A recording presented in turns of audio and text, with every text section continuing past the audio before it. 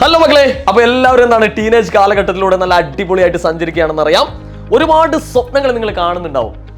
ചില സ്വപ്നങ്ങൾ നിങ്ങളെ ഉറങ്ങാൻ അനുവദിക്കാത്തതുമായിരിക്കാം. ഒരു നല്ല ഡോക്ടർ ആവുക അല്ലെങ്കിൽ നല്ലൊരു എഞ്ചിനീയർ ആവുക എന്നുള്ള സ്വപ്നമൊക്കെ കണ്ടിട്ട് ഇരിക്കുന്നവരാണോ നിങ്ങൾ?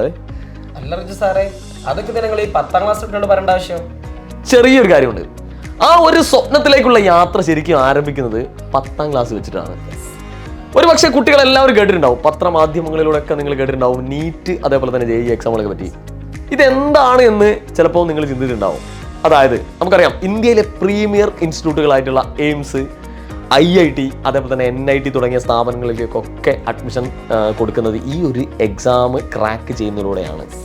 നമുക്കറിയാം, ഇപ്പോൾ ഉത്തരേന്ത്യൻ സംസ്ഥാനങ്ങളൊക്കെ നമ്മൾ എടുക്കുന്ന സമയത്ത്, ഇപ്പോൾ കേരളവും ഉത്തരേന്ത്യൻ സംസ്ഥാനം നമ്മൾ ഒന്ന് കമ്പയർ ചെയ്ത് നോക്കുന്ന സമയത്ത് ഇത്തരത്തിലുള്ള പ്രീമിയർ ആയിട്ടുള്ള സ്ഥാപനങ്ങളിലേക്ക് അഡ്മിഷൻ കൂടുതൽ നേടുന്ന വിദ്യാർത്ഥികൾ അധികവും നോർത്ത് ഇന്ത്യയിലാണ്. അപ്പോൾ എന്തുകൊണ്ടാണ് കേരളത്തിലെ കുട്ടികളുണ്ട്, പക്ഷേ നമ്പർ പ്രകാരം കുറച്ചുകൂടി കൂടുതലുള്ളത് ഉത്തരേന്ത്യൻ സംസ്ഥാനങ്ങളാണ്. എന്തുകൊണ്ടാണ് ഇങ്ങനെ ഒരു പ്രതിഭാസത്തിന് കാരണമെന്ന് ഡാൻസർ ചിന്തിച്ചിട്ടുണ്ടോ? ഞാൻ ആക്ച്വലി അതിനെപ്പറ്റി ഒന്ന് അന്വേഷിച്ചിട്ടുണ്ടായിരുന്നു. എൻ്റെ ഒരു വിലയിരുത്തൽ പ്രകാരം ഈ നോർത്ത് ഇന്ത്യൻസ് അവർ നേരത്തെ ഇതിനുള്ള പ്രിപ്പറേഷൻ തുടങ്ങും. അവർ സ്കൂൾ തലം മുതൽ എന്ത് ചെയ്യും, ഇതുപോലുള്ള കോമ്പറ്റീവ് എക്സാമിന് വേണ്ടി പ്രിപ്പയർ ചെയ്ത് തുടങ്ങും. പക്ഷെ നമ്മൾ അങ്ങനെയല്ല. സോ അതാണ് ഇതിന്റെ മെയിൻ ഒരു ഡിഫറൻസ്. യെസ്, അത് തന്നെയാണ് നമ്മൾ പറയാൻ ഉദ്ദേശിച്ചതും. നമുക്ക് ഈ ഒരു സമയത്ത് തന്നെ, അതായത് നിങ്ങൾ 10ാം ക്ലാസ്സിൽ നിന്ന് +1 പോകുന്ന ഈ സമയത്ത് തന്നെ നമുക്ക് എന്ത് ചെയ്യാം, ഇത്തരത്തിലുള്ള എക്സാമുകളെ ക്രാക്ക് ചെയ്യാനുള്ള പരിശീലനം നേടാം. അതായത് അതിനെയാണ് ശരിക്കും നമ്മൾ ഇൻ്റഗ്രേറ്റഡ് സ്കൂളുകൾ എന്ന് നമ്മൾ വിളിക്കുന്നത്.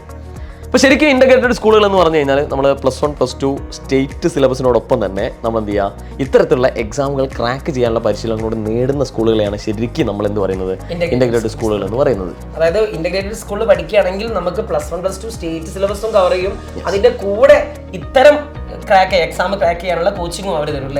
ആണെങ്കിൽ എജുപോർട്ടിന്റെ ഇൻ്റഗ്രേറ്റഡ് സ്കൂൾസ് അതിൽ ജോയിൻ ചെയ്യാൻ എന്താ ചെയ്യേണ്ടത്? അതിന് നിങ്ങൾ ചെയ്യേണ്ടത്, താഴെ നിങ്ങൾക്കൊരു നമ്പർ കൊടുത്തിട്ടുണ്ട്. ആ നമ്പറിൽ കോൺടാക്ട് ചെയ്ത് കഴിഞ്ഞാൽ വിശദമായിട്ടുള്ള വിവരങ്ങൾ നിങ്ങൾക്ക് അതിൽ ലഭിക്കും. പലപ്പോഴും കുട്ടികൾ ദിശാബോധം അല്ലെങ്കിൽ എങ്ങനെ എന്ത് ചെയ്യണമെന്നറിയാത്തത് കൊണ്ടാണ്. ഇപ്പോൾ നമുക്കറിയാം, പരമ്പരാഗതമായിട്ട് നമ്മൾ +1 +2 ഒക്കെ കഴിയുമ്പോഴാണ് നമ്മൾ ഇതിനെപ്പറ്റി ചിന്തിച്ചു തുടങ്ങുന്നത്. അതൊക്കെ മാറണം. അപ്പോൾ അത്തരത്തിലുള്ള എല്ലാ കാഴ്ചപ്പാടും മാറി നമ്മൾ എന്ത് ചെയ്യണം, നേരത്തെ തന്നെ ഇതിനു വേണ്ടിയുള്ള പ്രിപ്പറേഷൻ തുടങ്ങണം. അതിന് വേണ്ടിയിട്ടാണ് നമ്മൾ ഇൻ്റഗ്രേറ്റഡ് സ്കൂളുകൾ എന്ന് പറഞ്ഞു. അതിലേക്ക് കോൺടാക്ട് ചെയ്യാൻ വേണ്ടിയുള്ള നമ്പർ താഴെ കൊടുത്തിട്ടുണ്ട്. അതൊന്ന് കോൺടാക്ട് ചെയ്യുക. വിശദമായിട്ടുള്ള കാര്യങ്ങളൊക്കെ അവർ നിങ്ങൾക്ക് പറഞ്ഞു തരും.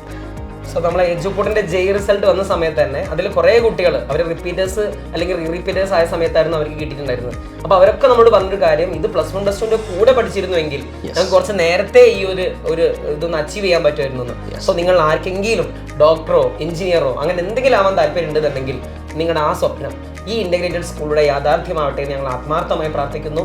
സോ അതിനായിട്ട് താഴെയുള്ള നമ്പറിൽ കോൺടാക്ട് ചെയ്യാം. Good bye.